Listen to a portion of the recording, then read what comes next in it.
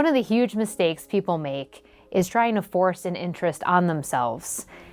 Your passions find you, you don't find your passions. It's a quote by Jeff Bezos. What box are you trying to fit yourself into, and where do you believe that will take you? Now that you're in college, you're probably thinking about your next step. What is that next big step? What is that dream job, and where are you going to go next? You may have many voices in your head.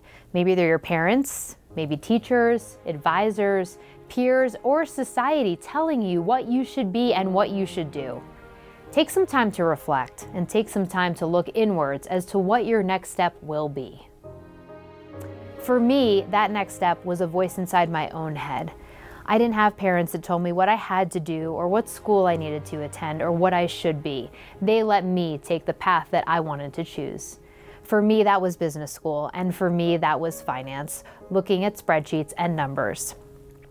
So as you think about your passions and as you think about what you need to do, you need to figure out where you want to meet the world and where the world will meet you.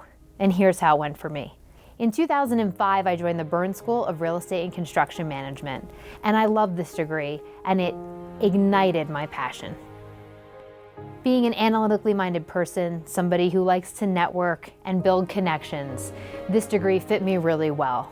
So while I was sitting there looking at spreadsheets and I was filling out numbers, doing research and putting all the pieces together, other people were planning to develop cities and build new buildings. I found that combination to be fascinating. After I left the Burns School, I took my first job in commercial underwriting. This was a fascinating experience because it opened up my eyes to all of the different investors out there in multifamily units, in big commercial spaces, and what it took to actually get into that position. I was part of the process, and it really helped me build my skill set, identified parts of the real estate process that I loved, and build my toolbox. From there, I went on to work for a production builder in land acquisition. This role included a lot of analysis where I built reports that were looked at from the C-suite in order to decide if a deal was feasible. That role also taught me a lot and had me build actual reports to review and present to executive level decision makers in order to decide if they were going to do a deal. It was a ton of pressure, but I really enjoyed the challenge. Afterwards, I became an analyst in affordable housing and market rate multifamily units. This was a whole different angle on being analytical. I was looking at properties that were going to support a community because they were actually going to allow people to live in spaces where they didn't have options to live other places. It was a fascinating role, and I built market plans for developers to look at different individual development opportunities for affordable housing and market rate multifamily units. In that process, I reinstated my broker's license, purchased my own group of real estate investments, and began working with the Envision Advisors. This is a group of like-minded individuals that are real estate investors, brokers, and analysts. The founder, Chris Lopez, asked me to build a spreadsheet, and I was now the creator of the process.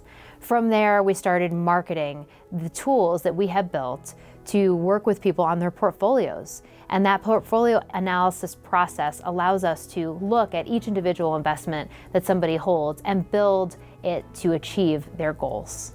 It's a very fulfilling role that allows me to be analytical, be an advisor, and create content to market all of this to the community and educate them as real estate investors. It really combines all of my experience and everything that I love to do. My advice to you is to start doing the same. Start asking yourself questions. Start networking early. Acquire as much information as you possibly can as early as you can and build your experience in real estate because there are many facets in this industry. Get your broker's license after you graduate. Start to find educational opportunities and continue your lifelong learning experience after you graduate from college. Once you do that and you're in the field, you'll learn so many lessons, and a lot of those lessons are experiential. You can't learn them without actually going through it yourself. So many people helped me along my way, and so many people provided me with advice.